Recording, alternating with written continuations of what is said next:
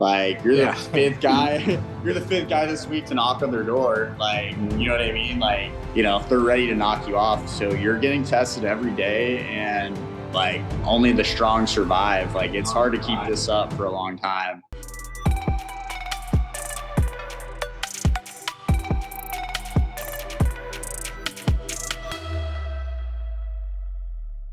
What's up, guys? Welcome back to the Door-to-Door Experts podcast. My name is Hunter Lee. I'm not Sam Taggart. I don't even look like Sam Taggart, but I'm hosting today. And I'm very excited because we have a super cool guest.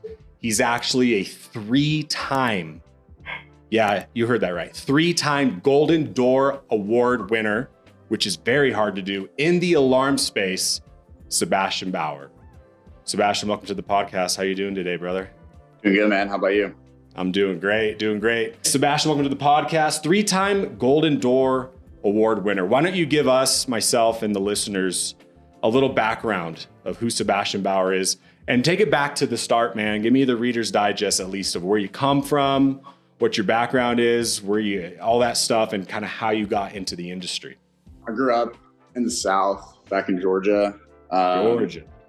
Yeah, and I just I kind of always had that entrepreneur mindset. Like, always, when I was a teenager, I was going, knocking on doors, mowing lawns, for the neighbors, doing all that stuff. Always was working, having part-time jobs and stuff like that, and just, trying to figure out ways to make money. And when I was in college, I just stumbled into door-to-door. Stumbled in? How did you stumble in? Was it Indeed? I all the signs were there. I started getting people just started running into the right people, I guess. I went to this conference in Vegas, this Grant Cardone conference, and they had this summer sales company. They had a booth there, and I talked to them, and they grabbed my info and hit me up. And then I had a North Star rep knock on my dorm door when I was in college, and then they were telling me about it. I just just that whole year, my freshman year of college, I just was starting to hear about door to door, other people going out for the summer and stuff like that. So I was like, that's what I want to do,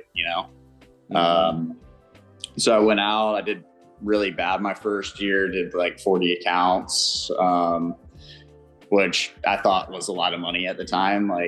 Sure. And it is thought I was rich, so, sure. Which is good for, a college student. I think that's what keeps a lot of us coming back. But, I was like, I'm not doing this ever again. I was going to maybe figure, I went back home after the summer, and I was like, that was really hard, but I don't know if I can do that again. Mm-hmm. And then I still wanted to do sales. So I took a semester off, just kind of figure stuff out, went back to school for a little bit. And then I just decided I'll give it another shot, go out for the summer. And I kind of knew at that point, school probably, that wasn't really for me. I was just going for business anyways. And I knew I was going to end up doing sales or, some type of business. So I'm like, hey, I'm just going to kind of treat this as my degree, I'm going to try and go really hard for 4 years, try to get the best I can, try to be the best, you know what I mean? And, at the end of the 4 years, if I don't want to do it anymore, that's cool. But it's kind of my own degree, I feel in business. Right. And I think door to door, it does, I think it is the rawest form of business you can do. Right. It's so helpful. Anybody that's done it is going to tell you how, how much it helped them in their career later on. But anyways, yeah, I did not much better that year too. And I was just I was young, I was just trying to figure things out, but I was again, I'm just going to kind of stick to this. I kind of burnt all the boats were kind of burned at that point. I had told everyone this is what I wanted to do. So then I did 120 accounts the next year, kind of did around the same the next year after that. And then I hit 400 the year after. So that was my fifth summer, maybe, or fourth. Yeah, fifth, I think. And so then just kind of did it back to back. Once you can do it once, you can do it again. It just takes a lot of hard work. That's all it is. once you figure it out, it's the skill set's there. It's just a matter of like keeping your energy good, you know, like making sure you're not burning yourself out and hitting the numbers you need to hit. Totally. So how many years total now have you been in the industry? This is my 8th summer. 8th summer. Wow. Total veteran. And you have 3 golden doors under your belt now. Question for you, Sebastian. Were you aware of that award, that it existed, or were you kind of just notified after you achieved that and you're like, hey, by the way, there's a golden door award at Door to Door Con and you are going to get one of those? Or what was that process like? No, I knew about it. Like they started, like Sam started the whole, you know, Door to Door Con, like kind of like right when I started the industry. So like Door to Door University, all that kind of all started when I came in. So I knew like about it kind of from the beginning. So I knew about the golden door and all that. And it was definitely like it was a good reason for me to push to hit it. Like that was kind of like for, you know, the year before I hit it, really for, you know, the last couple of years before I hit it, like that, it was a goal in my mind for sure. Like I wanted to hit it, you know, like, and there's not a lot of people in alarms that hit it either. So I just wanted to prove it to myself. Like I can do this, like, you know, growing up, like anything I did, like with school or sports or anything like that, like I was always like good, like, you know, above average, but I was never like the best, you know what I mean? So that was like, that was like a big, I think like a mental shift for me where I kind of looked at that pattern in my life and I was like, I was okay being like, not, I wouldn't say mediocre, but I was okay like not giving my absolute best. And cause I was like, I'm still, you know, doing better than other people. Right. But like, I think we all kind of deserve, to kind of show ourselves like what we are capable of, you know, for our own self. Like, I agree. Like, I think we all deserve that, is like to have like a point in your life where you kind of get so fed up and you're just like, dude, like I want to see like what I'm capable of. Like, I know I'm capable of more. Like, and I think we all are, right? Like even now it's like, I know I'm capable of more. Like I go out every day and it's like, you know, that's what I love about Door to Door is, you know, the doors are like, you know, they're an equalizer. Like it doesn't care, like the doors, they don't care like how you feel that day, right? Like they don't know if you sold 400 accounts the last year, you're a brand new rookie. Like these the customers don't know, right? So like every day is a new challenge, and like, you know, like you could be doing this job 8 years, you go out and bagel, you know what I mean? Like, so, or you could be a rookie, you sell 5 your first day. Totally. I think it's cool just to speak to that for a second. Like, the platform that the Golden Door offers reps across any industry, I just feel like so many reps need to utilize that platform more, or fail to recognize the value of having a platform, whether it is the Golden Door or whether it's like a competition at your company. Like you were saying, like we owe it to ourselves to go out and see what we're made of. It wasn't until I actually kind of by force had to utilize a company platform, like a competition, to really have something other than just my personal goals or my why or the bills that I had coming up. I had something else pushing me, other people on my team in this competition, to really go out. And for 30 days, I was just like just gangster mode, dude. I told my wife at the time, I was like, look, I got selected to be on this team and I got to perform because these guys are hitters, and I'm going to be gone early. I'm going to be back late. It's going to be 32 days. And I went out and I just like quadrupled my normal production, and it blew me away. I didn't even know I was capable of that. Like it was hard work. It was tiring. But what was cool was we ended up winning the competition. That was rad. But after the competition was over, my lid was raised and I never went back to that standard I had of selling. And my income shot up. Like that money I made from that month alone, I was in solar, was stupid.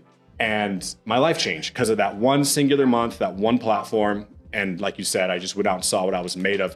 And the Golden Door does that. It gives people the opportunity, like whether your company does things or not for you, to capitalize, go out, see what you're made of. And now look at you. You're going to be hitting, hopefully, probably your fourth golden door, which is a platform that pushes you. So cool, man. I totally agree. So kind of elaborate on that. So you're in 8 years. It was a slow start. I kind of got the innuendo from your background that you seem like a solo dude. I don't know if you have a team or you run a team, but did you have any mentors early on in your career that really helped you, that you looked up to, that paved the way for you?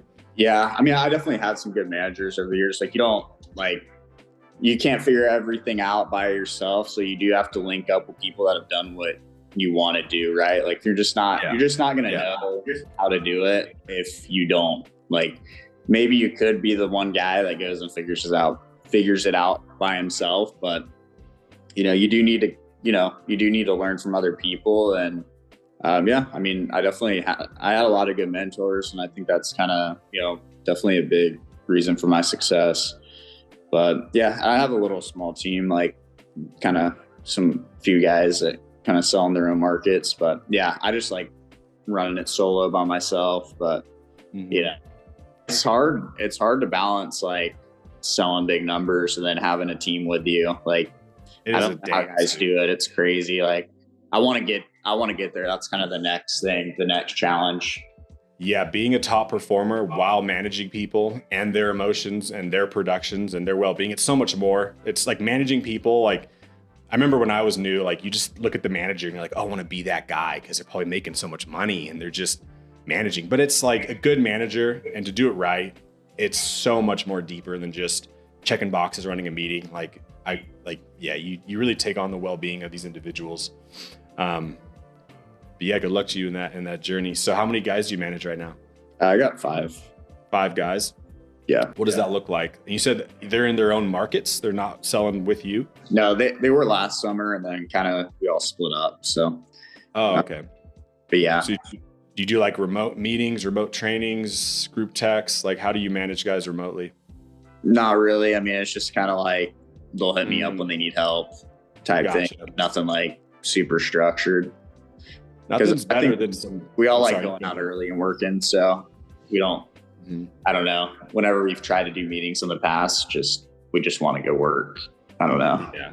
It's kind of, I've always been with the correlations and stuff, but I mean, when you have a big team, it's different, but yeah, I've always just been like, when I go to correlation, I just want to go get out there, use my energy. So I've done a few of these podcasts with Golden Door winners. And it's just funny. I feel like you guys all, like you high performing individuals, all have a singular trait, which is it's just this huge, I don't know if individuality is the word, but it's just like you all have this unique sense of like, it's on me. I'm going to go out, and just an insane work ethic. And I just get those vibes from you that you just do your thing, help where you need, but you go out and perform, you work hard. So talk to me about that a little bit. Like, talk to me about your first golden door. Was there any strategies or tactics that you switched, implemented routine to get that? Like, how did you structure that year? Anything different than usual? Because obviously it's a big jump from the prior years in production. Yeah, that's when I just went completely solo. Like I didn't have a team. Like I had a team, but like it was kind of like it is now, where we're all like selling on our own markets. I didn't really have any. I don't think I had like 2 guys that year maybe that would come and sell me a little bit, but everybody else on our team was just like selling in different markets, right? So I was just like there with a tech, and like I was buying, it was like a dealer model. So I was buying all my own equipment, and like I'm paying for the tech's housing. I got them on a guarantee, and like, I gotta go perform. Like, so that was different for me, because I was always used to, being at companies where they handle all that stuff for you. So when you're kind of I think it forced me to go take a lot of the responsibility. So I had to go produce, you know what I mean? It's like, you kind of have to give yourself a reason to go out and work. And I think it's like, I don't think it's a bad idea, even like, for newer guys, like I tell them sometimes, like, find a tech that you like. And like, if he's doing good work for you, like, even if you're not maybe hitting the numbers right now, maybe try to put them on a little bit of a guarantee to kind of, push yourself, like an 8 guarantee or 10 guarantee or something like that. Like, so you kind of have that need to go and produce, because you're like, well, if I don't go and produce, like the tech's not going to have he's not going to have installs. And then like, I'm not going to have a tech, you know what I mean? And like, I'm not going to be able to get as many, like, I'm not going to be able to have someone follow me, like all these things. Like, so that definitely helped a little bit. And then I worked a lot more than I usually did. And, I wasn't part of a team, so I'm not doing correlations or like doing all these things. And I would just go out early instead. I was getting on the doors really early that year, a lot earlier than I'm doing now, just because I'm, I think a little tired now. But I was just like, I had a lot of energy that year. So, I was going out trying to get out there by, like 9:30, 10 every day and going till dark. So, and I kept it up for a while. But that's just what I needed at that time to hit where I was trying to go. So I think it was helpful for me to kind of take some of the pressure off by getting out a little bit earlier and, starting my year earlier and maybe working a little bit more than the summer for what I was used to. So is that what you would attribute the achieving the Golden Door to, was just increase of work ethic, getting out earlier, later, longer? Yeah, I mean, it's definitely part of it. And then also my mindset was way different that year. I was just in that mode, kind of like what I was saying before, where I just wanted to prove something to myself. You know what I mean? I wanted to see, like, I just wanted to see what I was capable of, like, how much can I push? And definitely, like, I've learned a lot that year from pushing really hard, like seeing what my limits were and seeing like that I could work a lot harder than I had thought. You know what I mean? It was kind of just like, I don't think the difference between and work isn't that big, I don't think, from like being mediocre to, being phenomenal. It's just like a little extra, but it feels like in the moment it's way more, but it's just because you're not used to it.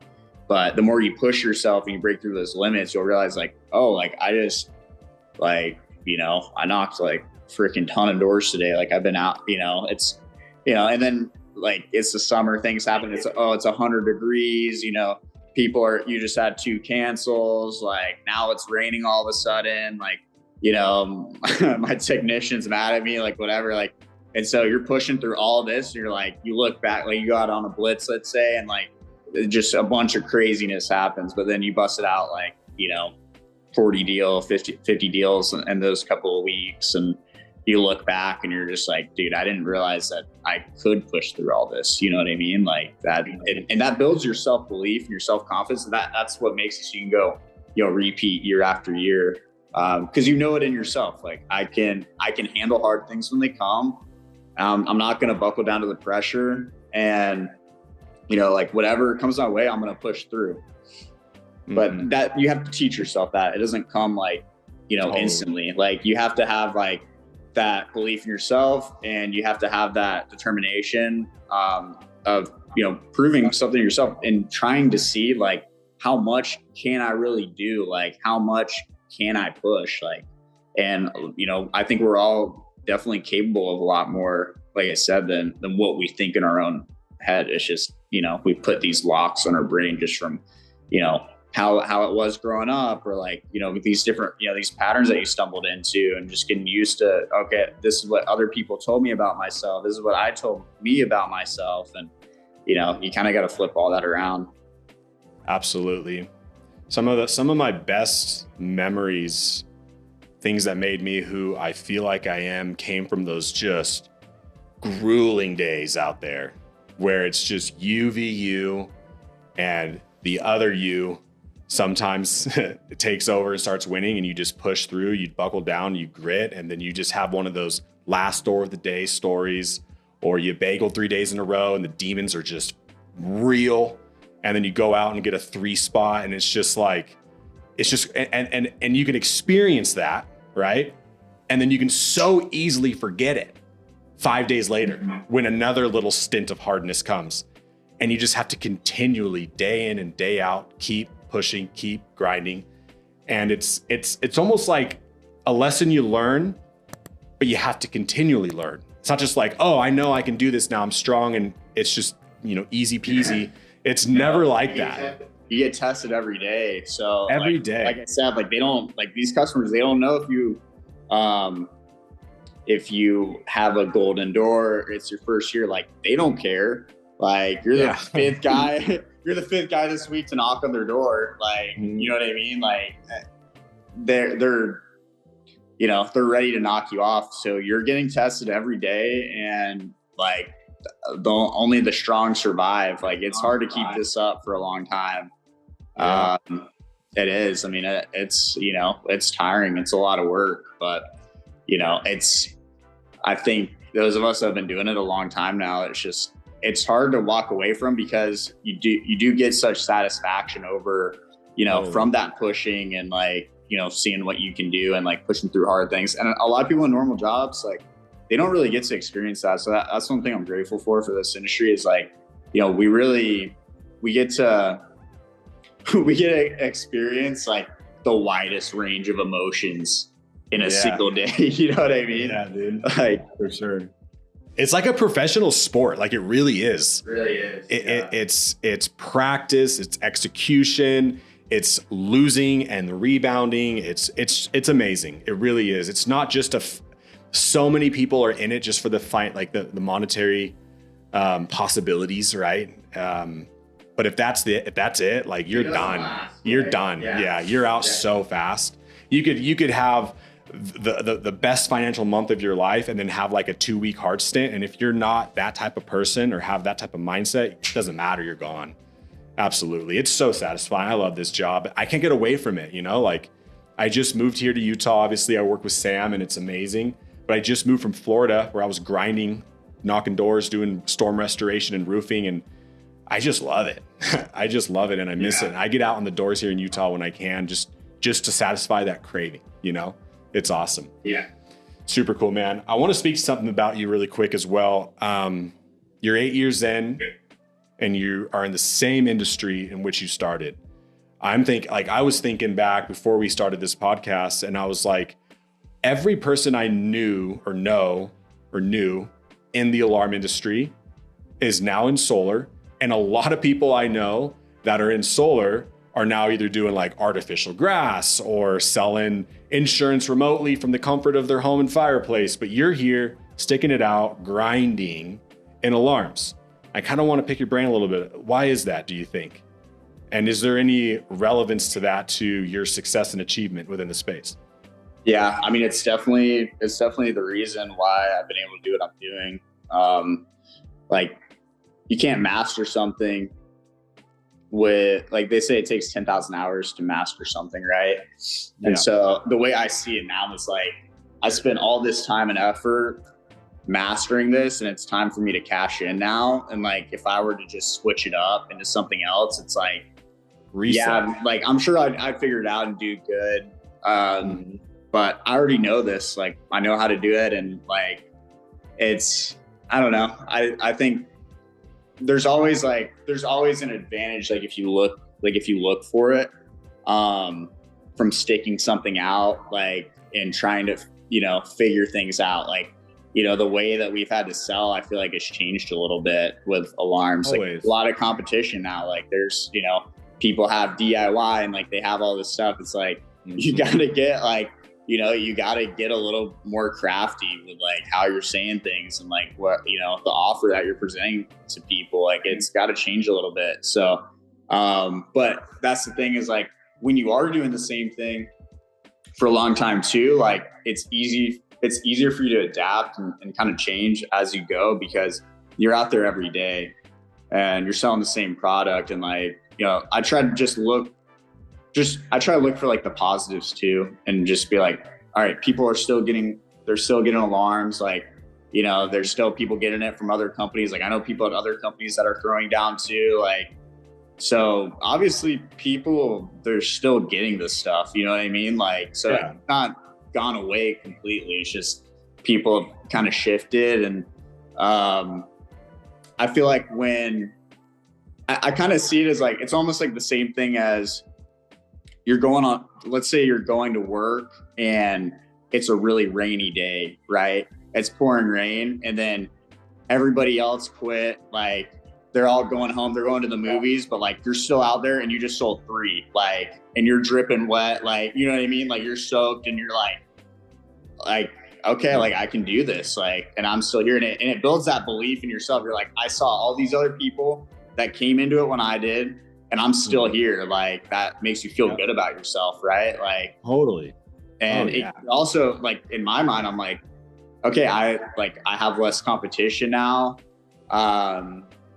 And yeah, like that's how I feel, is like, hey, I got less competition now because other people are going and trying out different things. And, you know, by the time that they circle back around, or, you know, maybe they never do alarms again, but they've bounced around from company to company, you know, 3 different industries, and like, they've never been able to just like see what they could do, just stick in that one thing or that one company. Yeah, man. It's just people, I don't know why.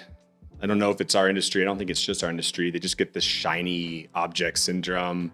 You know, the recruiting element is hardcore as well. You have people like, social media is such a double-edged sword. People like to promote themselves, their production, what they're doing, and that's great. I'm all for that. But then you just have the dogs in the DMs just putting things in your ear, and it's just easy to get swayed. But I think you really have shown the value of sticking with something. You can sell, I mean, there's value and money to be made and growth and progress to be had in any industry. And there's no end date to it. Like, there's no end date to satellites. There's no end date to alarms. There's no end date to pest control, solar. Like, you can stay where you're at. You can water that grass. And that's what you should do. You know, like, you're doing what you should do, right? You should stick with it because, like you said, it takes 10,000 hours to master a craft. Yeah, like, sales is sales. Like, I'm sure you can go anywhere you wanted, get over that learning curve pretty quick of just product knowledge, so to speak, and start selling just fine. But it's better when you stay where you're at. And I mean, now look at you. You're at what? You said 190 alarms sold this year so far? Yeah. 190 alarms. Today is May 6th. And the Golden Door is what, 400? Yeah.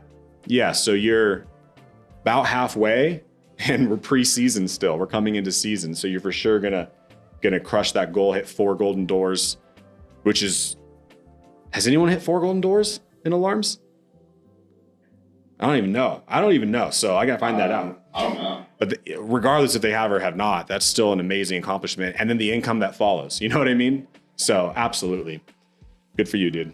That's awesome. I think anyone listening, you know, whether you're on the fence or not, whether you're being recruited, whether you're looking at someone else in a different industry, like, stick where you're at, stick with it. Like, it will pay off dividends. And like you said earlier, just go see what you're made of. Maybe you haven't seen what you're made. Maybe you're getting that itch to leave because you think it's what you're selling. You think it's where you're selling. It's not any of that. It's you. Go figure out what you're made of. Stick with it.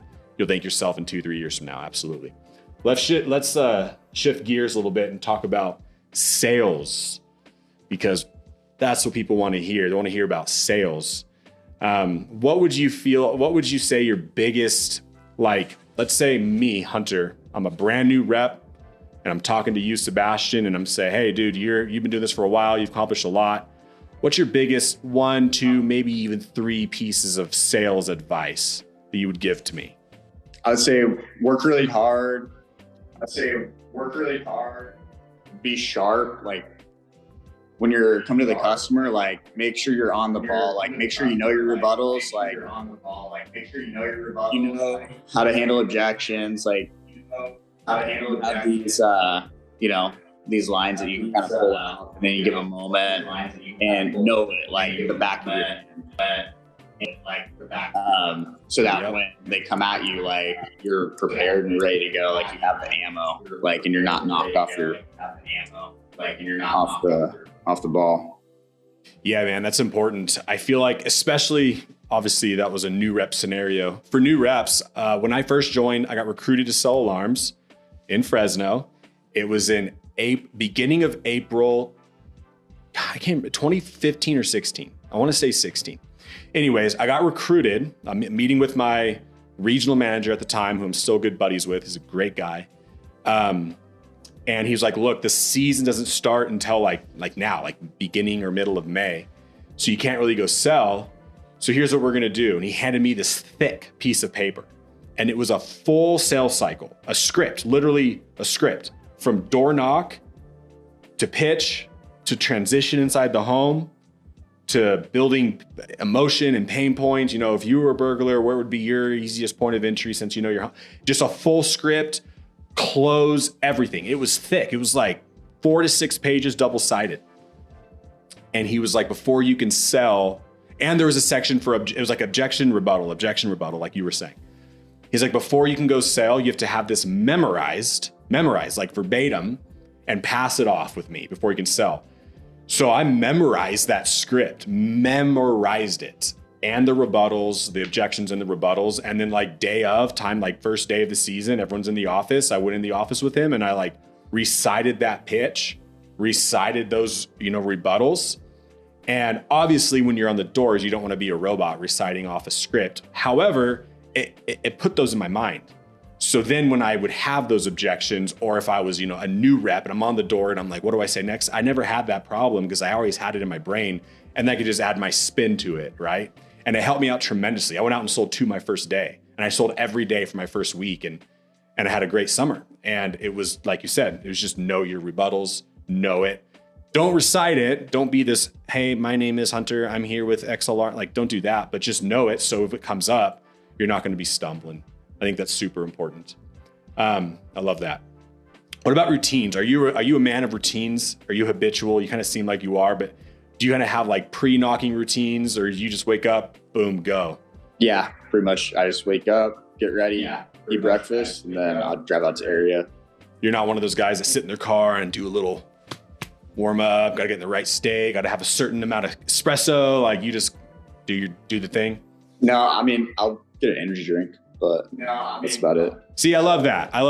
I'm glad you said that, because so many people emphasize like, hey, I'm going to have a big summer. I'm going to sit down, and they just spend so much time on the bullshit, on the fluff of like their morning routine. And they spend so much time on things that are, you know, there's importance to it. I'm not advocating against having a routine and getting yourself right before you hit the doors, but it's just going out and doing it. You know what I mean? It's like they can have the best dialed in routine, little pre-knock warm up, and then they end up sitting in their car for 45 minutes before they have the courage to get out. We're back with Sebastian, and he was saying that he doesn't really have a routine. He just goes out, energy drink maybe, and hits the doors. And I was saying that I think that's important because so many people put too much emphasis on a morning routine, and they feel like, oh, I want to have this big summer. I want to hit these goals, hit these numbers. I got to really just make sure I'm dialed in on everything else except for the work. And it's silly. Not that that's a bad thing. I'm not advocating against having a good routine, getting yourself in the right state, focusing on your mental and physical well-being. That stuff's good. But at the end of the day, you got to just go out and do the work. I know people that just focus so much on that stuff. And again, it's great. But then they end up sitting in their car for an hour before actually getting out of the car and go working, you know? But they got that routine done. The routine's done. They have their caffeine, meditated, they checked all those boxes, but and then the numbers don't come, and they're just like, what the heck? So I'm actually glad you said that, because I think so many people just kind of have it backwards. And again, like I mentioned earlier, you and the other interviewers or interviewees I've had that are Golden Door winners, you all have that trait. You're just dogs. You just work. There's no secret sauce. There's no, oh, I do this different. I do this special. It's like, no, I just work. I love that. So real quick, kind of to wrap up this podcast, I like to ask everyone a couple questions. You're 8 years in. What would be the funniest thing that has happened to you while knocking doors? It's hard for me to think of that right now.